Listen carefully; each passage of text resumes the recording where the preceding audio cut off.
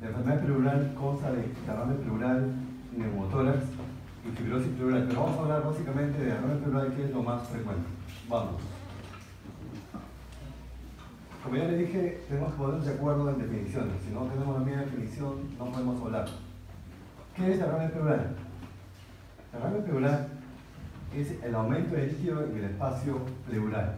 Ustedes saben, acá yo lo represento como una pileta. Normalmente se va produciendo líquido en el espacio pleural para que no rocen las pleuras y normalmente se va reabsorbiendo. ¿Puedes darle clic? Esta es la velocidad de formación, de 0,2 a 0,4 mililitros kilo hora. Se va formando líquido. Pero a su vez se va reabsorbiendo. Dale clic. 0,2 mililitros kilo hora. De acá yo puedo deducir cuánto es el volumen promedio del líquido pleural. Le das clic. Eso es lo que vas a tener. Si me preguntaran a mí cuánto es el volumen de líquido en el espacio pleural, yo diría el volumen es 0,2 mililitros por kilo, en promedio 14 cc. Si le preguntaba cuánto es el líquido pericárdico para la siguiente rotación, te dirían de 15 a 45 cc. Eso hay que saber. Listo. Así que el derrame pleural va a aparecer cuando hay un desequilibrio, cuando se forma más líquido de lo necesario o cuando se reabsorbe menos líquido del que debiera. Ahí aparece el derrame pleural. Y se va a representar en una radiografía, una imagen que ustedes conocen. La describo. Veo acá una radiopacidad homogénea, sin broncograma aéreo, y cuyo límite superior señalado por la flecha no es recto, sino es curvo, y asciende hacia la cara lateral. De tal manera que yo podría pensar que el líquido es más alto, el borde superior del líquido es más alto en la cara lateral, porque lo estoy viendo, pero es falso. Eso es radiológico, nada más, por si acaso. A veces le preguntaba eso, pero ya no voy a preguntar eso porque es una verdad conocida. Entonces, quédense con esto. El borde superior del derrame es igual. Cara anterior, lateral y posterior es el mismo. La curva es un artificio radiológico, es mayor proyección de sombra. Listo. Conversen con su profesor de radiología. Una vez vino un alumno que el profesor le había dicho que no. Referencias. Entonces ahí vamos a referencias. ¿Cuál es la referencia? El libro, que es uno de los mejores libros de pleura, de Light. Ya no el papá, ya serán pues los hijos de los Light. Sigamos, continuamos. ¿Por qué viene el paciente? Puede venir por consultorio externo, puede venir por emergencia. Viene por disnea. Siente falta de aire. Pero ¿es una disnea en reposo o es una disnea de esfuerzo? Ustedes saben que la disnea orgánica es una disnea de esfuerzo. Lo descubre cuando hace sus actividades. De vez en cuando vemos en la consulta chicas así como ustedes, 18 años, llegan al consultorio, doctor, y viene con la mamá al costado. Doctor, traiga a mi hija, la chica de 18 años no habla nada, la mamá es la que habla, parece que fuera el cuerpo de la mamá, dice que tiene falta de aire. Examinas el tórax, normal. Le tomas una placa de tórax, normal.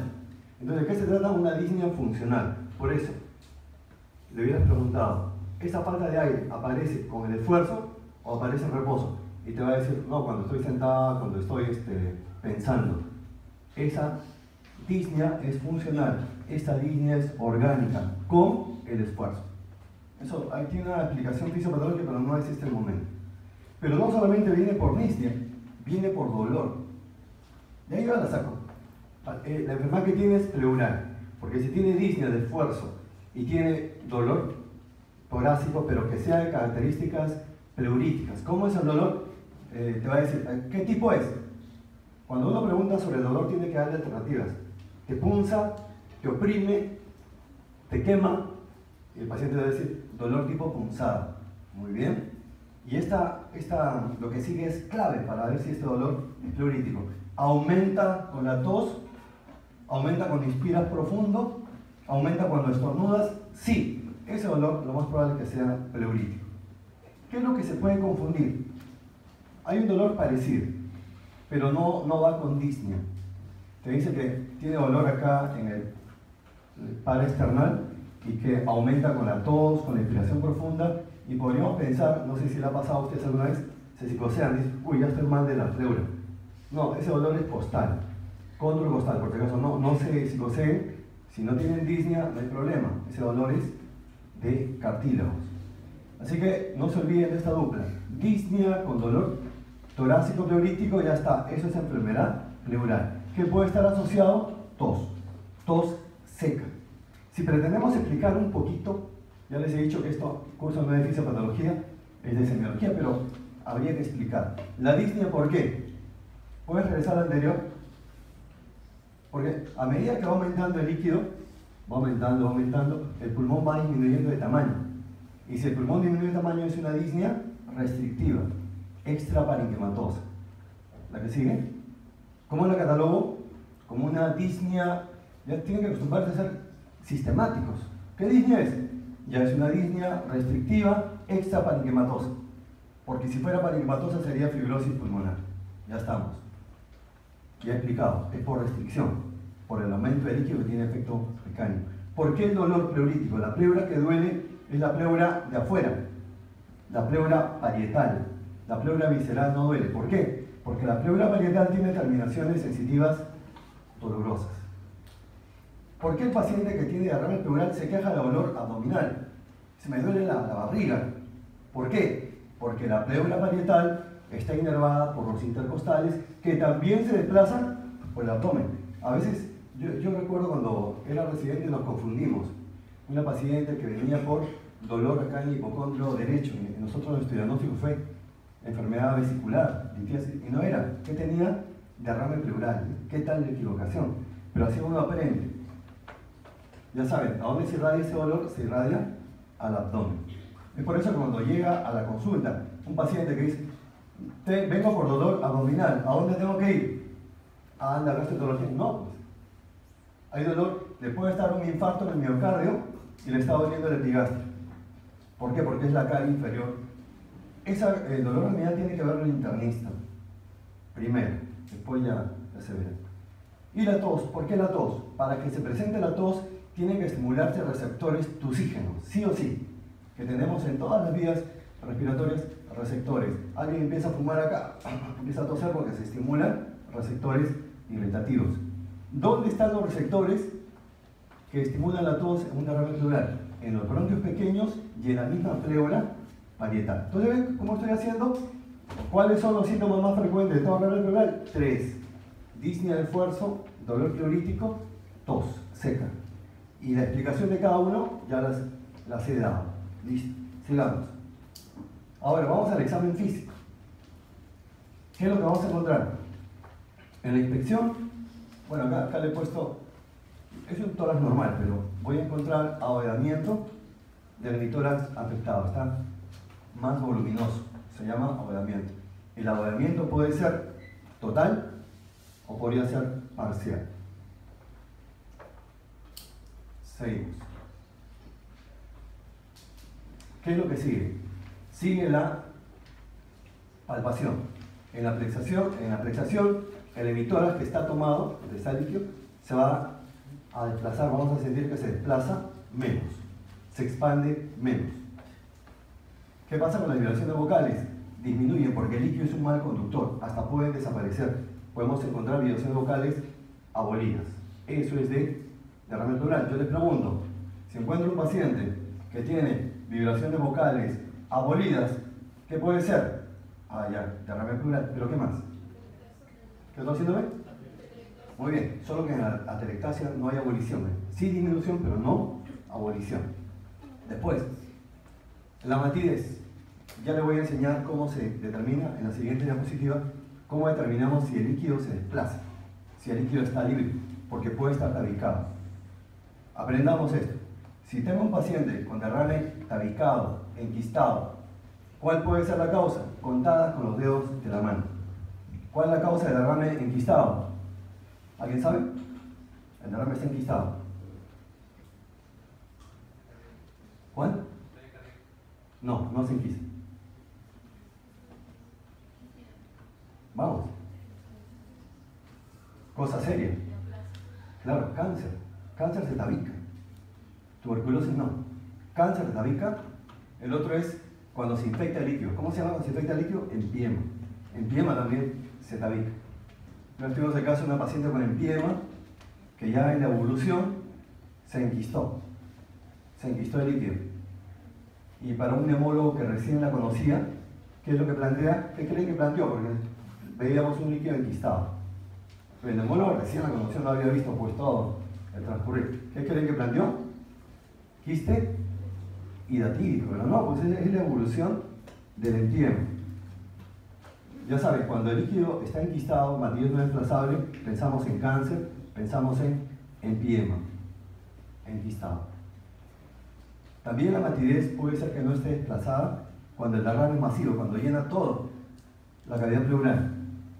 Si hay derrame masivo, no esperen encontrar matidez desplazable. Eso le puedo preguntar en caso clínico, no sé cómo les habrá ido en semiología general, ya llegarán los reclamos. La siguiente lámina. Ya, acá les voy a enseñar cómo es que vamos a determinar si el líquido es desplazable. Ustedes lo pueden hacer con sus pacientes. Esto de acá no creo que lo encuentren así nomás en cualquier libro. Lo vamos a representar con esta copa de vino. El paciente está sentado. Empiezo a percutir, de arriba hacia abajo. 2 dedos, 2 toques. Algunos que tocan así.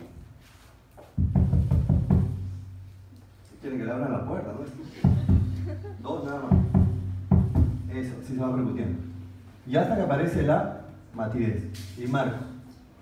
No sé si han visto pacientes que están, parece que hubieran hecho crucigramos así, todo marcado está el paciente. Después hay que limpiarlo, marcamos. Claro, con el permiso del paciente. Hay que tener respeto con el paciente. Algunos que yo los aconsejo, porque a ver, hay que examinar los pies. Ahora la pasó y así lo destapan. Y el paciente, ¿qué está pasando acá? No, se le dice otra cosa que tienen que decir, no hagan eso. Señora, así todo tímido, ¿no? Señora, ¿puedo examinarle los pies? Le decir, no, ¿por qué le va a decir examíname los pies? Se le dice, señora, voy a examinarle los pies. Así, como si fuera médico. ¿Qué le va a decir? Sobre todo los pacientes asegurados que son más quisquillosos, más que los de MINSA. Marcamos. Igual acá en la copa, marcamos el límite superior del derrame. Ahora, yo quiero saber si este líquido se desplaza. La siguiente. Voy a inclinar. Voy a decir al paciente, échate, dale, échate. O échese. Al echarse, vemos la copa primero. ¿Qué pasa con el líquido? Desciende.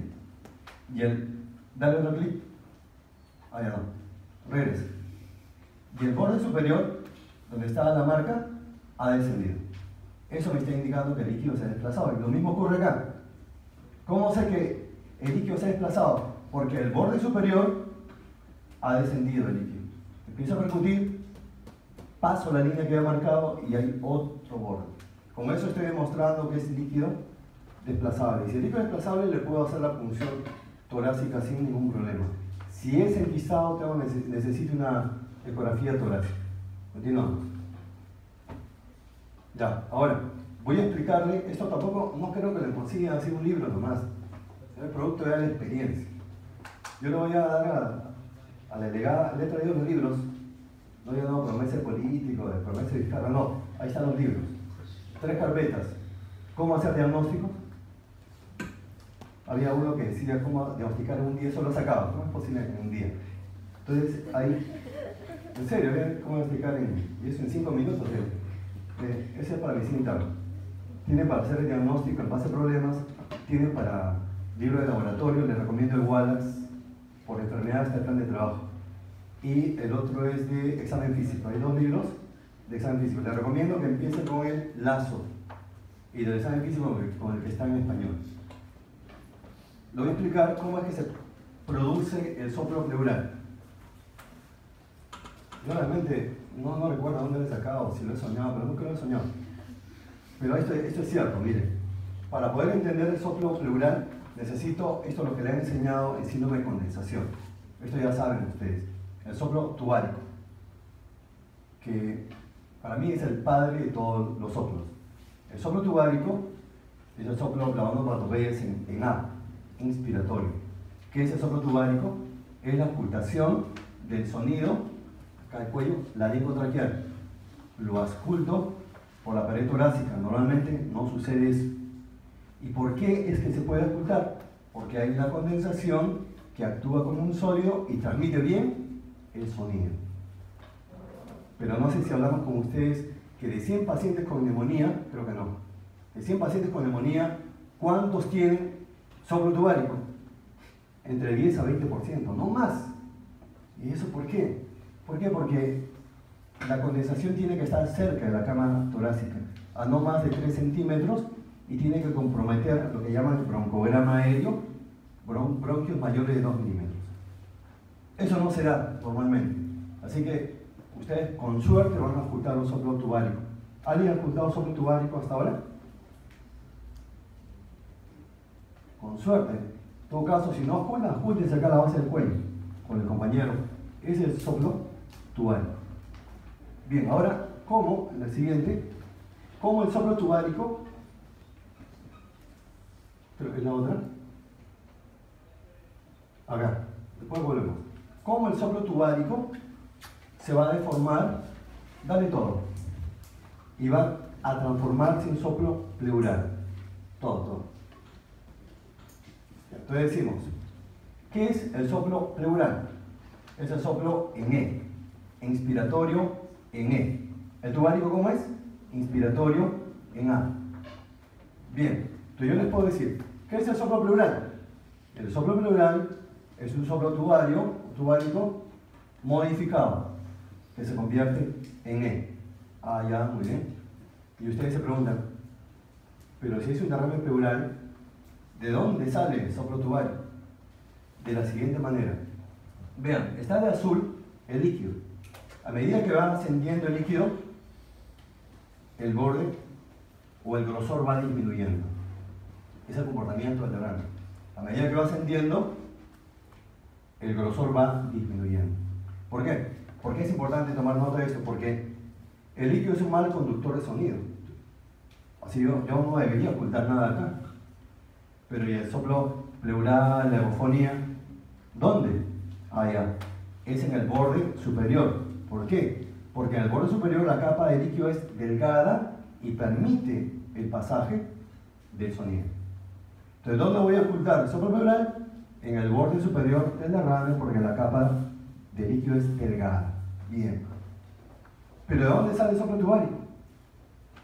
A medida que va ascendiendo el líquido, ¿qué le dije? Que el pulmón va disminuyendo de tamaño, manteniendo su forma.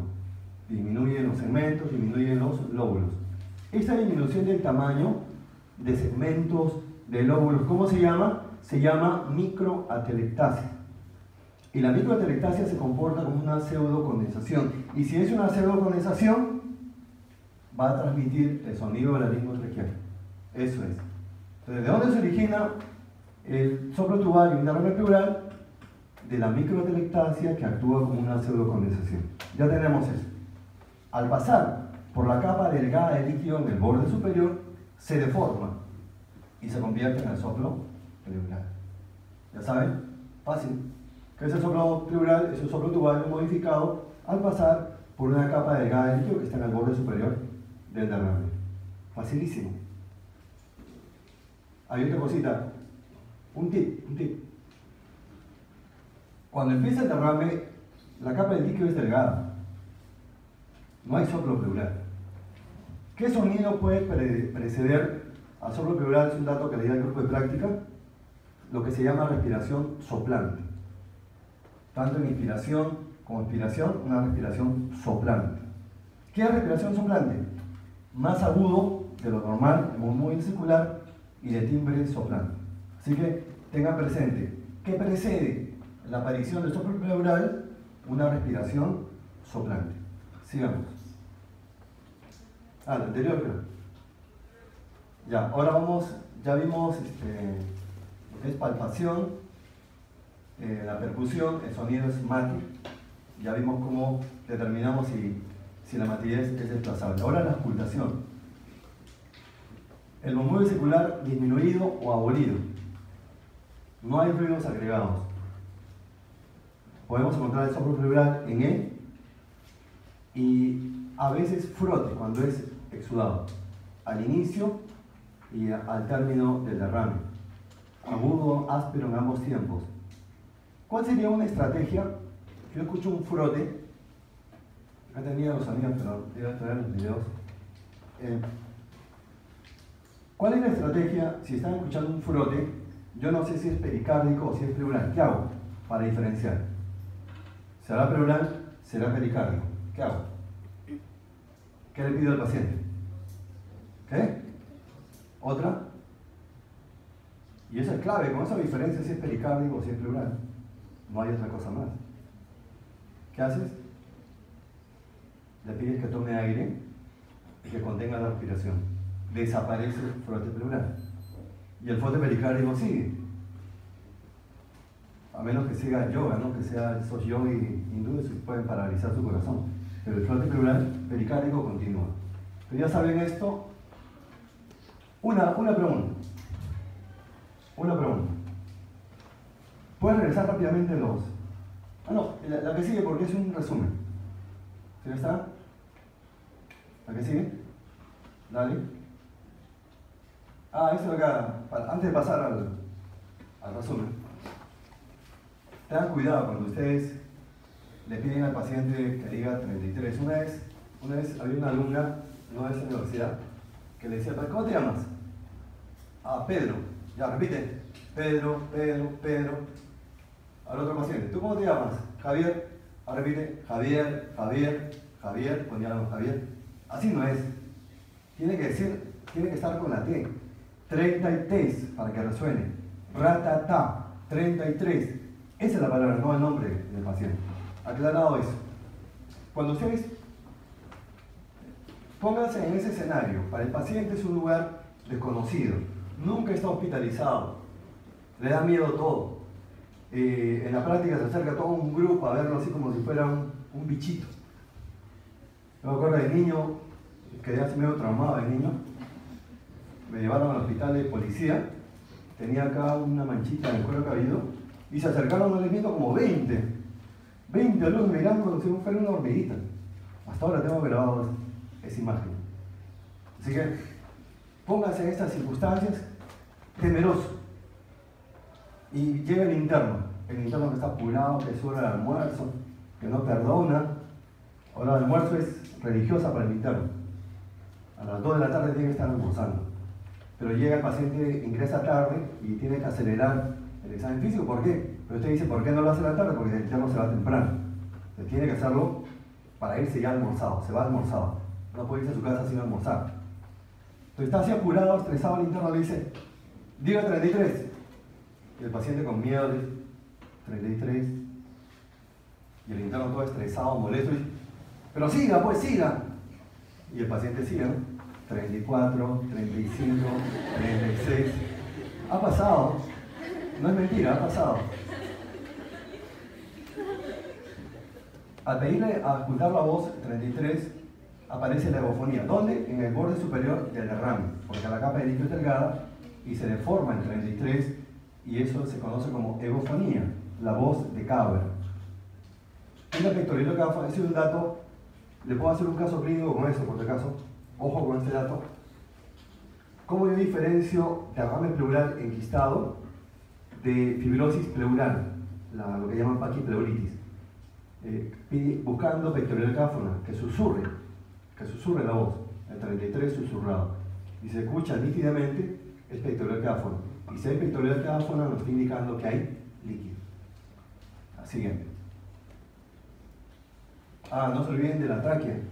La tráquea, por el derrame pleural, puede estar desplazada hacia el lado contralateral, al igual que los focos cardíacos, desplazados contralateralmente del derrame. Sigamos. Y este es el resumen. Lo menciono y le voy a hacer una pregunta. Ese es el resumen de un paciente que tiene derrame pleural. A la inspección estática, aumento de volumen de un hemitórax, aguadamiento, y lo moviliza menos, amplitud disminuida. En la palpación corroboro que moviliza menos de ese lado y que las vibraciones vocales están disminuidas, si no abolidas. A la percusión, matidez, generalmente desplazable. El murmullo vesicular, disminuido o abolido, dependiendo del grosor del líquido. No hay ruidos agregados y pectoraloquia áfona, ecofonía, soplo pleural. Mi pregunta es, ¿cuál será? Porque ¿quién pretende ser el mejor médico? El mejor médico es el que hace el diagnóstico más temprano y con el menor presupuesto. Como el ama de casa. Más temprano y con menor presupuesto. ¿Cuál es el signo más temprano de derrame pleural? ¿Quién me dice? El signo más temprano de derrame pleural, ¿cuál es? Tenemos matidez, disminución de monoide vesicular, disminución de vibraciones vocales, disminución de la amplitud. ¿Cuál es? ¿Cuál? ¿Cuál es? Digan, ¿cuál es? Si tienen que elegir entre matidez y disminución de vibraciones vocales, ¿cuál será más temprano? Disminución de vibraciones vocales. Eso, acostúmbrense, cuando ustedes hacen todo, hemos hecho una inspección hasta la palpación, al final su cuadro resumen. Y una vez que tienen su cuadro resumen, pregúntense, ¿cuál es el signo más temprano? Porque eso en los exámenes, no me refiero al curso, sino en los exámenes más adelante, para el internado, para el occidentado, le preguntan, ¿cuál es el signo más temprano? Pregunta típica. Entonces yo tengo que marcar disminución de vibraciones vocales. Así que, ya, ahora un par de pinceladas para los mecanismos fisiopatológicos y las causas de derrame pleural. He tomado esta necropsia para más o menos nos ayudemos y visualicemos las situaciones de las diferentes causas y mecanismos fisiopatológicos. Estas son causas de trasudado, líquido pobre en proteínas. Tenemos que ubicar los lugares donde se produce, donde se forma normalmente líquido que está pasando al espacio pleural. ¿Dónde? En el capilar de la pleura parietal. No visceral, parietal. ¿Dónde? En el espacio intersticial pulmonar. Todo el líquido que se acumula en el espacio intersticial pulmonar debe ser drenado al espacio pleural. Todo el líquido que se acumula tipo trasudado en la cavidad peritoneal va a pasar al espacio pleural. Nos explicamos. Acá. Primero acá, del capilar pleural parietal. ¿Y por qué no de visceral? Para que pase el líquido hay dos fuerzas. Una que empuja el líquido hacia el espacio y otra que se opone. ¿Cuál es la que empuja? La gradiente hidrostática. ¿Cuál es la que se opone? La gradiente oncótica. ¿Estamos? Así que le damos clic. Ya. La presión oncótica en el capilar parietal es 30 milímetros de mercurio y en el espacio pleural menos 5. Es la diferencia. 30 menos 5 es 29. La gradiente de presión oncótica, 34 en el capilar y en el espacio pleural más 5. La diferencia es 29. En el espacio visceral, 29 menos 29, 0. No se moviliza líquido. En la pleura parietal, 35, que es la hidrostática, menos 29, que es la oncótica, sale 6. Entonces, si les preguntaran por qué el líquido se forma solamente en la pleura parietal, muy simple. Porque en la pleura parietal, solamente en la pleura parietal hay un gradiente de presión hidrostática oncótica que es igual a más 6. En la pleura visceral es 0, no hay movimiento de líquido. ¿Explicado? Explicado. Cuando ustedes ven un paciente con insuficiencia cardíaca, ¿qué están viendo en la placa de tórax? Edema intersticial, edema alveolar, y después del edema alveolar, ¿qué notan en la placa de tórax? ¿Qué aparece? Derrame pleural. ¿Por qué? Porque todo el líquido que se congestiona, ¿a dónde pasa? Al espacio pleural. Por eso, ese es el orden. Edema intersticial, edema alveolar. Derrame pleural está indicando que la presión capilar pulmonar en cuña es más de 30 milímetros de mercurio. Cuando el paciente cirrótico, que hablamos el otro día, está así, el abdomen está pero tremendo, está tenso. Ese líquido tiene que buscar un escape, porque el abdomen no puede flotar. Entonces, ese escape, ¿a dónde va a ir? Por diferencia de gradiente de presiones, hacia el espacio pleural. Pero ahí está el diafragma. Es que el diafragma tiene poros. Va a pasar el líquido, por diferencia de presión, va a pasar por los poros y va formando derrame pleural tipo trasudado.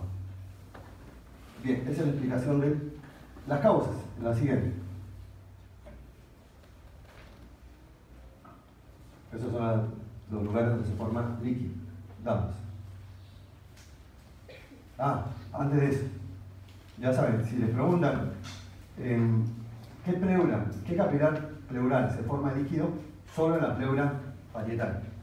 Y si les preguntan ¿en qué pleura se absorbe el líquido? La respuesta es la misma, en la pleura parietal. ¿Por qué? ¿Qué es lo que reabsorbe el líquido? Son capilares linfáticos. Y los capilares linfáticos, la única forma de comunicarse con el espacio pleural es a través de la pleura parietal. La pleura visceral no hay forma de comunicarse. ¿Y por dónde se comunican? Por unos espacios que se llaman estomas. Por acá discurren los capilares linfáticos y reabsorben líquido. Explicado. Estomas. Acá son las causas de lo que mencionaba. ¿Cuándo pasará más líquido al espacio pleural? Cuando aumenta la presión que empuja el líquido hacia el espacio pleural. Aumento de presión hidrostática. Causas: insuficiencia cardíaca derecha y obstrucción de vena cava superior. Dos ejemplos. O cuando disminuye la presión gótica, lo que vimos el otro día, menor producción, cirrosis, pérdida renal, síndrome nefrótico, carencial, desnutrición. Son causas de derrame pleural. Acumulación de líquido en el espacio intersticial pulmonar, insuficiencia cardíaca izquierda. Y acumulación de líquido en la cavidad peritoneal, cirrosis. ¿Cuáles son las causas de trasudado? Causas de trasudado: tenemos la que aumenta la presión hidrostática en los capilares pleurales, insuficiencia cardíaca, obstrucción de vena cava superior. Cuando hay disminución de la presión gótica, por menor producción, por pérdida o carencial. Cuando hay congestión pulmonar y una citis moderada severa, tipo trasudado. Esas son las causas más comunes de trasudado. La siguiente.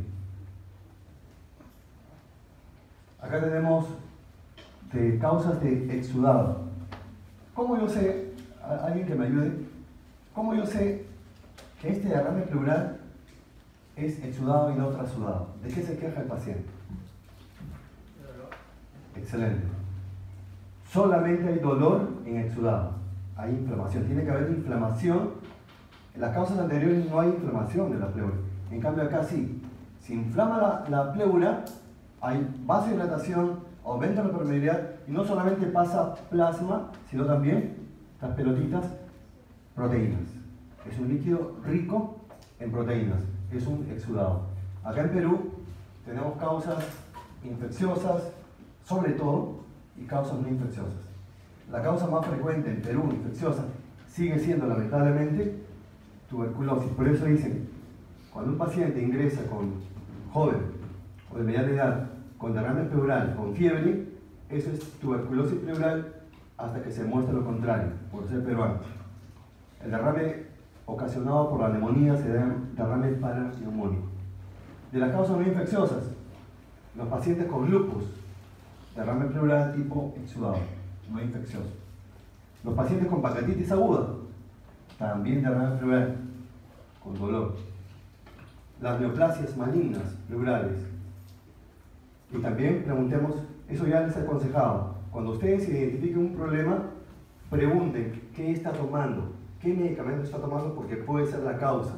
Y la causa de derrame pleural es nitrofurantoína, antimicrobiano de vías urinarias. Continuamos. Acá rapidito para que vean cómo es la imagen radiológica a medida que va aumentando el derrame pleural. Lo clásico que es esto, lo que vimos casi al inicio. Describo. radiopacidad homogénea, sin broncograma aéreo, cuyo borde es curvo y asciende hacia la cara lateral. Se llama curva de Damasó. Esta es la curva de Damasó. Empuja el mediastino hacia el lado contralateral y también la tráquea. Derrame pleural. ¿Cuánto debe tener? Más de 1 litro. Más de 1 litro. Es el derrame clásico.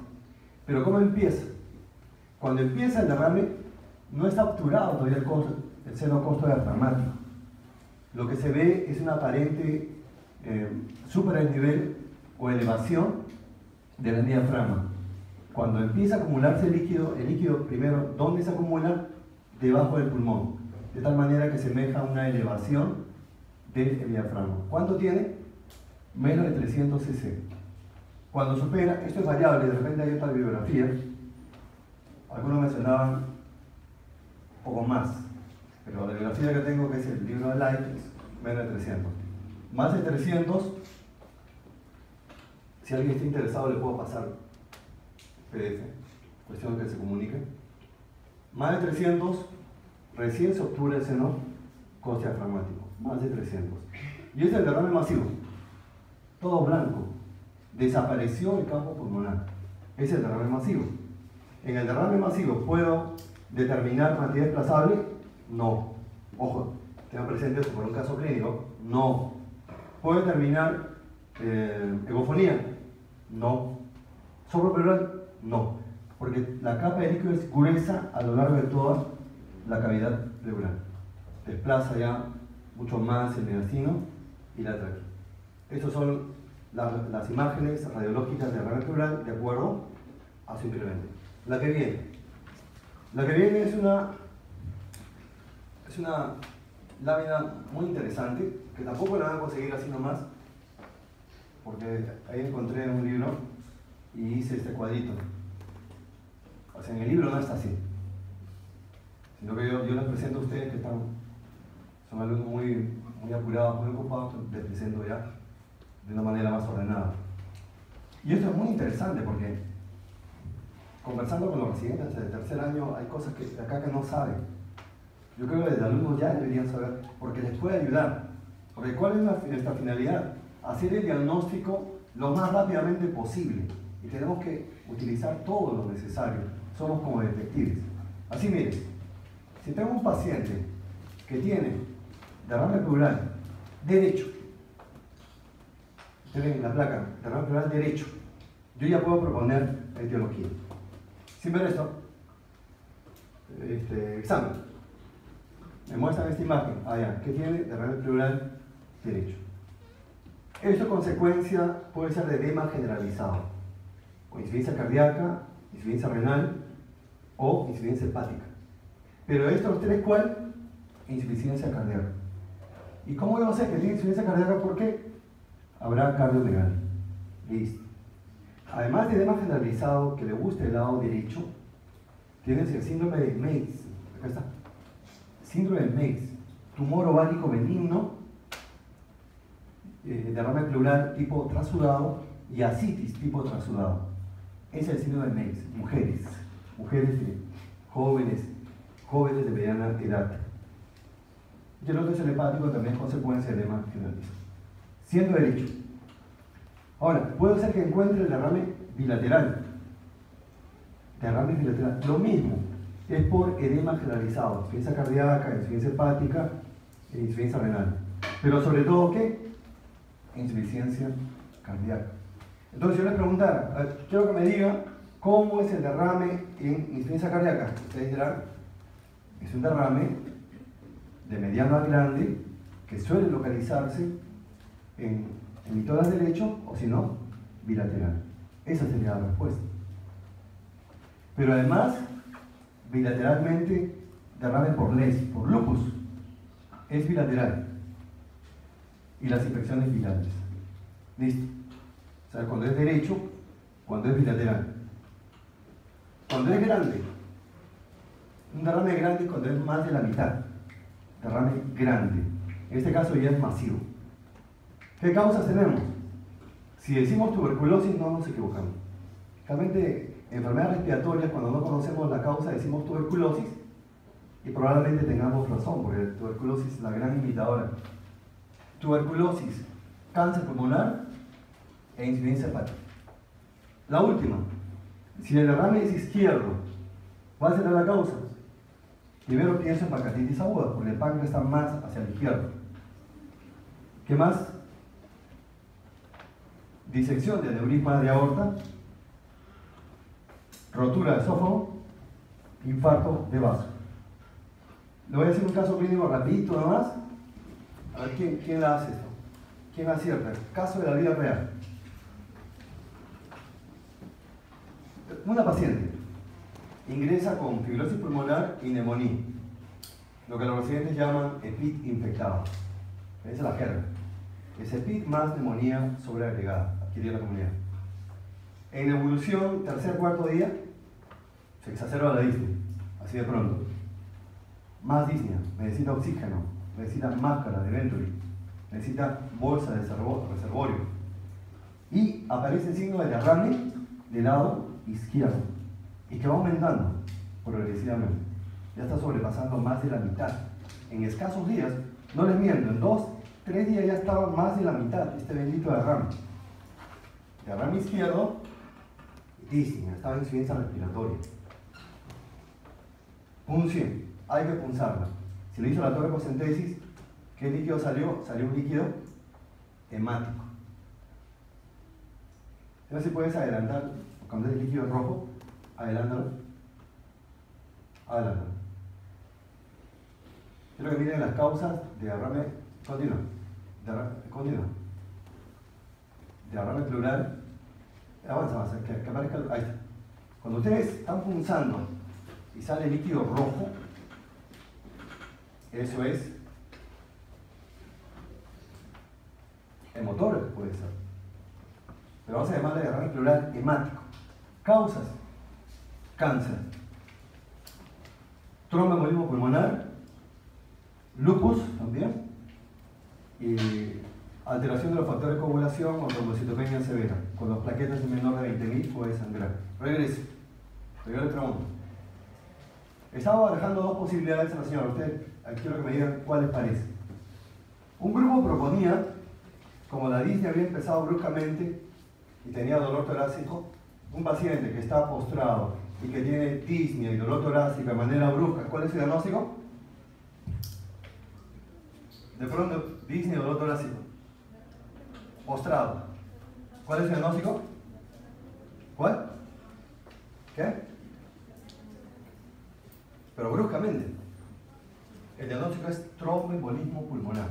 Así que un grupo decía, no, acá el diagnóstico es tromboembolismo pulmonar y ese derrame hemático es consecuencia de primera opinión.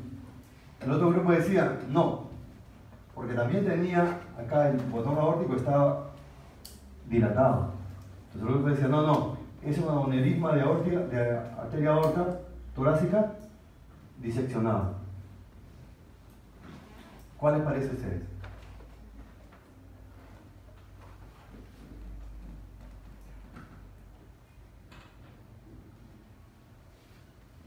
La paciente se perdió, falleció. Pero si fuera un sangrado por la disección de la aorta, ¿qué hubiera ocurrido en la muestra de líquido pleural? ¿Qué hubiera pasado con ese líquido rojo? Hubiera coagulado, claro. Pero ese líquido de la paciente no coagulaba. Entonces, en base a eso, nosotros, nuestro diagnóstico final era tromboembolismo pulmonar que estaba produciendo un derrame hemático, un TEP masivo.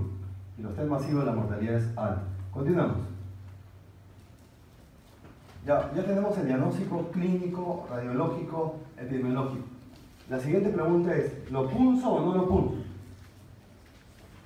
Y ustedes como alumnos deben hacer toracocentesis. La toracocentesis no es del neumólogo. Repito, la toracocentesis no es del neumólogo. Y ustedes como alumnos, o tal vez ya como internos deberían punzar sin ningún miedo, siguiendo las indicaciones. ¿Cuándo se debe punzar? Si el derrame es por lupus, ¿punzarían? No, porque ya sé que el derrame es un exudado por gozo. si el derrame es un derrame paraneumónico por la neumonía, tampoco porque sé que es. Cuando yo punzo a un paciente con sospecho que es exudado para hacer el depistaje de tuberculosis o de cáncer, en esos dos casos. Si el derrame debería ser trasudado, un paciente cardíaco, ahí supongamos que el paciente es cardíaco, no se debería hacer toracocentesis, a menos que, miren, a menos que tenga fiebre, a menos que el derrame sea del lado izquierdo, que es importantísimo, ¿no? Casi el 99% del derrame en insuficiencia cardíaca es derecho, de tal manera que si es izquierdo, debo sospechar en otra causa. Y si el líquido no disminuye con el diurético. Una vez que lo he punzado, vemos acá un par de cosas. La siguiente, los criterios de Light. Le voy a poner un caso clínico donde tienen que jugar con los criterios de Light, así que hay que memorizarlos. La relación de proteínas más de 0,5, líquido pleural sobre sérico, la relación de LDH más de 0,6 y el LDH pleural más de 2/3 del sérico. Tienen que aprenderse los criterios de Light. Basta que uno sea positivo para que sea un exudado. La que sigue. Vamos con esto. En un paciente con cirrosis hepática, estoy sospechando un derrame pleural tipo transudado. Se encuentra derrame pleural, que debe ser tipo transudado y que debe estar en el lado derecho. La confirmación que el derrame es debido a la cirrosis la proporciona una relación de proteínas en líquido pleural y suele igual a relación de proteínas mayor o igual a 0.5 mayor 0.5 y la relación del LDH 0,6, o sea sería la D. Le voy a poner uno así, pero no tan fácil como es parte del caso clínico. Continuamos. Esto nomás por un par de cosas. Todos son transudados, exudados, perdón. Todos son exudados. Quiero un par de cosas nada más. Pregunto, ¿cuál es la causa de exudado que produce mayor disminución del pH? Entonces veo, ahí ando yo. Debe ser infeccioso. Claro. ¿Cuál es? Empiema, menos de 7. Todo lo demás menos de 7.2, pero menos de 7 empiema. Hay pus. Ya, ese es un dato. Otro dato de la glucosa. ¿Cuál es la causa infecciosa que consume más glucosa? El mismo, empiema. Tiene dos criterios de empiema. pH menor de 7 y glucosa menor de 40 miligramos por decilitro. ¿Cuál es la causa no infecciosa que produce con más frecuencia consumo de glucosa? Es artritis reumatoide. Ese dato, cuando hablan de reumatología, artritis reumatoide es la causa no infecciosa que consume más glucosa. Estamos. Ahora, otra cosa. Como son exudados, en la mayoría están elevados los linfocitos, los mononucleares. Con la excepción de empiema, donde son polimorfos nucleares, el derrame paraneumónico, polimorfos nucleares, y acá, eso es mención aparte, que también les puedo poner en el caso clínico, porque saben una cosa muy bonita. Les puedo poner ahí varias cosas. Al inicio, en el derrame por TBC, predominan los polimorfos nucleares, y en evolución, linfocitos. O sea, al inicio son polimorfos nucleares, igual que en artritis reumatoide también. ¿Qué otro dato más acá? ADA, adenosidaminasa, es una manera indirecta de detectar la presencia del BK, del micobacterio. Todos son causas de exudado, y en todas el ADA está aumentado. Todas, el ADA aumenta. Así que se ha fijado un punto de corte para tuberculosis. ¿Cuánto? 70 unidades por litro. Si tiene más de 70, eso puede ser tuberculosis. Y esto lo vemos después. ¿Qué sigue? Eso es líquido pleural. ¿Cómo sé que es traumático si he punzado un vasito? Porque coagula. Sangre fresca coagula. Si no coagula es un derrame hemático. Y si un derrame hemático, no se olviden, puedo hacer otra pregunta también del líquido hemático. Neoplasia maligna, TEP, coagulopatía, y los que no saben es autoinmune. Causa autoinmune también produce derrame hemático. Hay un paciente de 60 años, varón, que llegó a la emergencia con dolor, mucho dolor retroesternal. ¿Cuál sería su diagnóstico? Más de 20 minutos, dolor esternal, que se rodea el brazo, cuello, mandíbula. El diagnóstico sería infarto de miocardio. Le hacen el diagnóstico de infarto de miocardio en el EKG compatible, pero le hacen lo trombolizan, le dan esa sustancia para disolver el coágulo, y al final resulta que no era infarto de miocardio, era un derrame pericárdico, también produce dolor. Bien, punzan el líquido del derrame pericárdico y era hemático.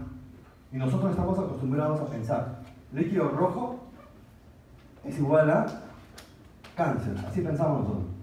Uy, líquido rojo, suponiendo que no es una coagulopatía, no es como se ven, ¿no? Líquido rojo, pero no nos olvidemos que también las enfermedades autoinmunes dan líquido hemático. Tengan presente eso. Continuamos. A ese caso clínico, a ver quién, uno de sus compañeros que colaboren. ¿Cómo te llamas? ¿Puedes colaborar? ¿Sí?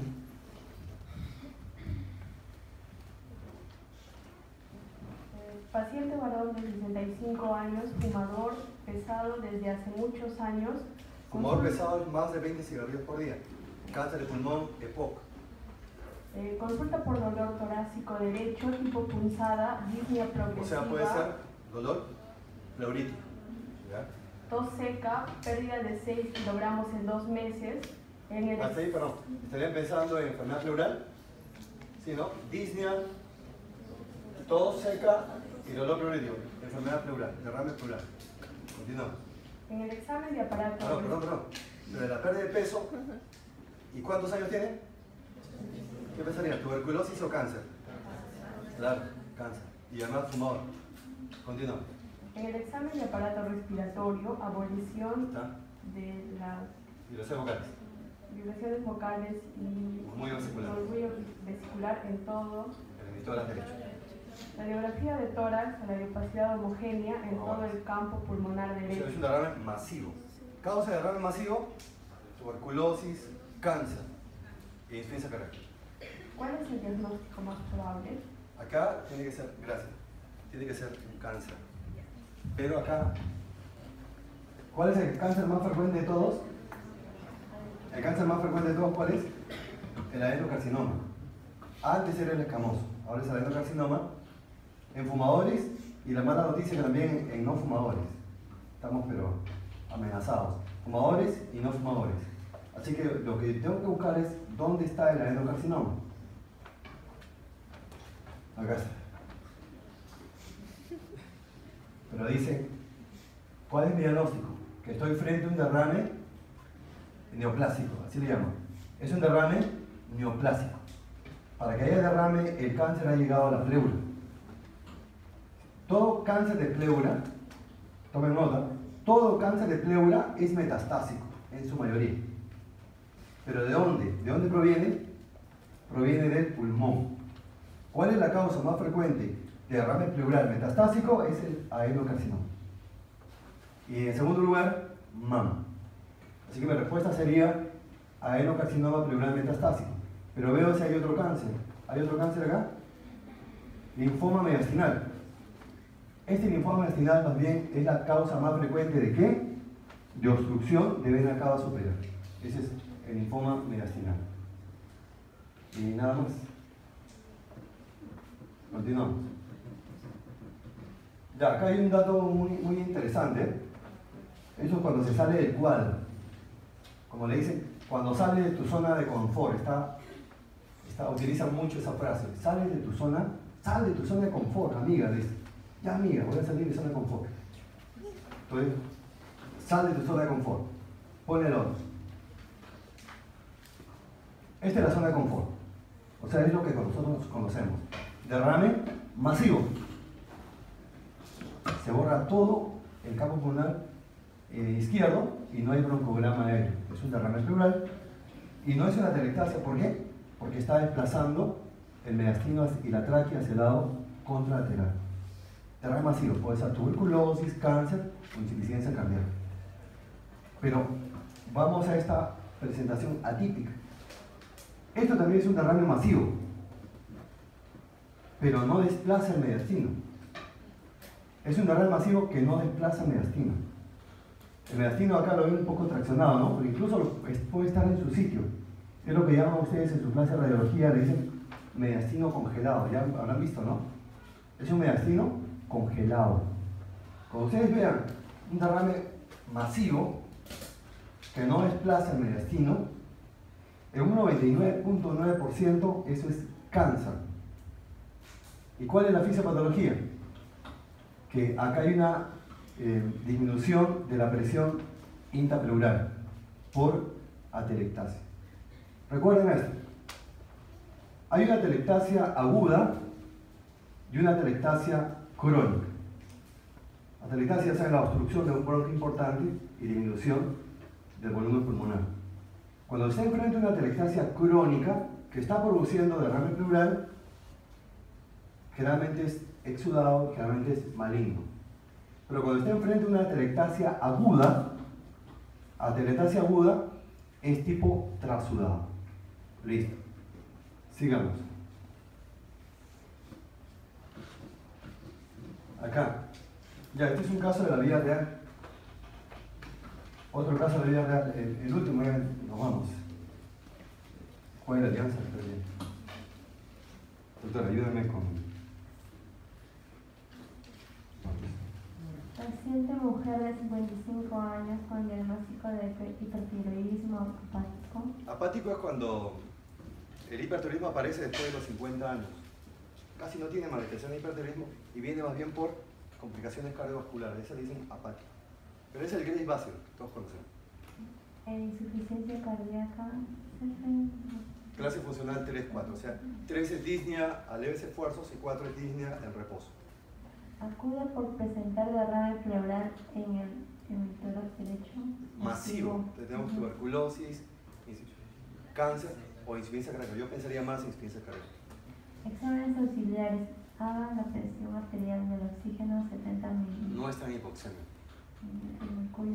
Se le realizó una toracocentesis terapéutica drenándose 1500 centímetros. ¿Ustedes hubieran drenado 1500? Mucho. Y en una hora, mira. Luego de lo cual se intensificó la disnea, se asocia dolor torácico y hemoptisis. ¿Cuál es la complicación más probable? Muchas gracias. Un interno que cargoseaba, que quería hacer su primera toracocentesis. Cargoseando el interno, parecía un acoso. Le dijimos, después de la actividad académica vamos a hacer la toracocentesis, te prometemos. Pero no entendía. Y sigilosamente se salió de la actividad académica. Incluso había hecho que le ayude una alumna de técnica de enfermería, una alumna le ayudó.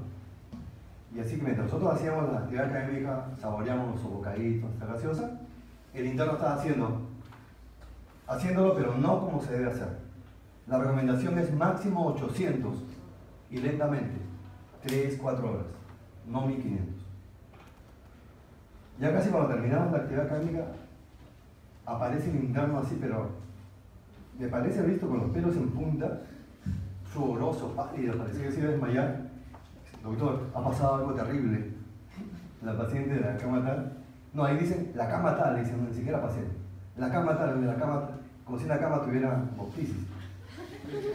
La cama tal, la cama 32 está como opticis, es como la cama opticis. Pero, ¿qué ha pasado? No sé, de pronto ha empezado a presentar mayor dificultad respiratoria, dolor torácico, y estaba, efectivamente, la vimos con hemoptisis. ¿A qué se parecía? Parecía un edema agudo pulmonar. Una radiografía, no es esta la radiografía, pero se la manejó como un edema agudo pulmonar. ¿Y qué vimos? Que en el lugar donde estaba el derrame, que había drenado 1500, todavía se veía líquido, pero apareció un infiltrado alveolo intersticial como ala de mariposa. Pero ala de mariposa nosotros lo conocemos de manera bilateral, edema agudo pulmonar. Entonces, revisando la literatura después, causas de edema agudo pulmonar unilateral. Es una sola ala de mariposa. Es esta. Descompresión brusca del pulmón. A veces ustedes son buena gente, ¿no? A veces he visto, tengo que aconsejar a algunas alumnitas, son muy sensibles. Y están así jalando el manique, doctor, que la paciente se está quejando. Sufren más que el familiar. No, el médico tiene que dar ánimo al paciente, el médico tiene que ser sereno. Por supuesto que las chicas son más sensibles, ¿no? Correcto, nos aconsejamos a los internos. Cuando fallece un paciente no va a estar llorando delante. Si quieres llorar, perfecto, ¿no? Somos seres humanos, pero anda a llorar al baño. No delante de los niños. El médico es el encargado de dar la serenidad. Así que, menos mal que salió la paciente, pero acuérdense, causa de edema agudo pulmonar unilateral es la descompresión brusca. No le está diciendo que el líquido comprime ese pulmón, está así como a punto de saldar como un resorte. A ti te da, no, qué pena, mira, paciente, mire esta situación. Tiene 70 de presión de oxígeno, yo quiero que aumente eso, mira, hay gran cantidad de líquido. No le podemos sacar 2 litros o 3 litros mejor para que respire mejor. No es así. Se han hecho estudios comparativos que demuestran que no es así. Pacientes que le sacan más de 1 litro, con el riesgo que implica que haga este edema, y en lugar de aumentar, disminuye. ¿Por qué? Mire este último dato que le voy a dar. Cuando ustedes tienen un paciente con derrame grande, derrame masivo, hay compromiso parenquimal. Tengan por seguro. Si el derrame es masivo, ya hay compromiso parenquimal. No es que es tuberculosis, pleuro parenquimal. No es que es cáncer, pleuro parenquimal. Y si es insuficiencia cardíaca, congestión pulmonar. O sea, no vas a solucionar todo con sacar el líquido. Tienes que actuar sobre el parénquima pulmonar. En este caso hay que darle diurético. Bien, es un caso que quería compartir. El siguiente. Ya, esta sí es la última. También está, ¿te parece? Despedida ya de ebrio. La última, 2 más y nos vamos. A ver, 2 más y nos vamos. Estoy impresionado también porque yo recuerdo, cuando están los primeros años de asistente, ahora no puedo hacer procedimiento porque todo lo hacen los residentes. En los primeros años de asistente sí. Y me impresionó porque recuerdo claramente una paciente con artritis reumatoide, con derrame pleural. ¿Qué tipo debe ser? ¿Transudado o exudado? Debe ser exudado. Y es el que consume más glucosa. Es donde predominan primero los polimorfos y después los linfocitos. Bueno, estaba punzando a la señora y salió líquido lechoso. Recuerdo así como agua con detergente. Líquido lechoso. ¿Qué pensamos con el líquido lechoso? Pensamos en derrame infectado, en piema. O si no pensamos, le damos clic acá, en kilotórax. La presencia de kilo en el derrame pleural. Kilotórax. Así que es muy simple. ¿Cómo hacemos la diferencia? Van al laboratorio con la muestra.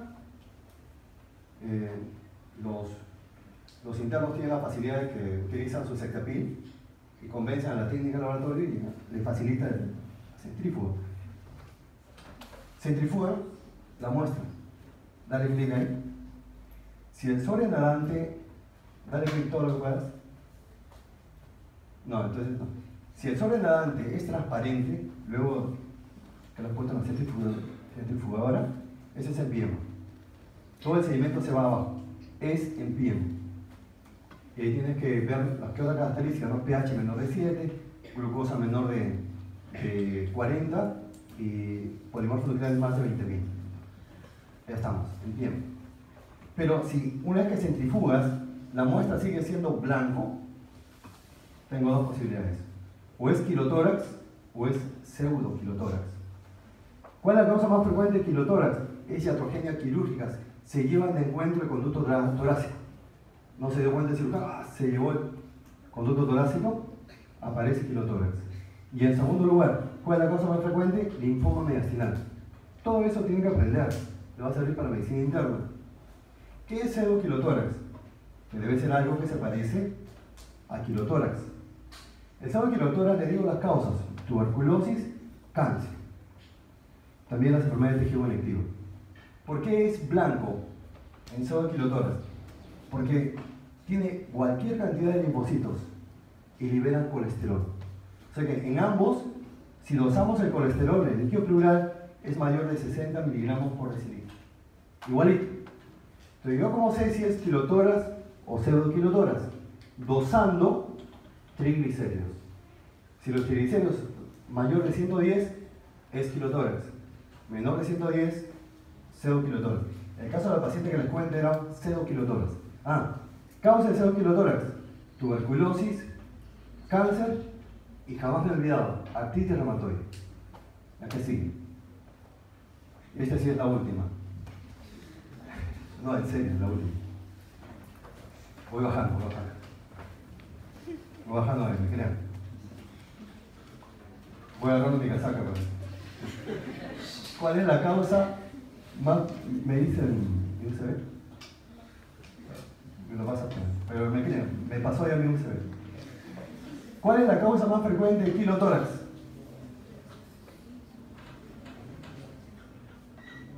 Buscaría, excelente.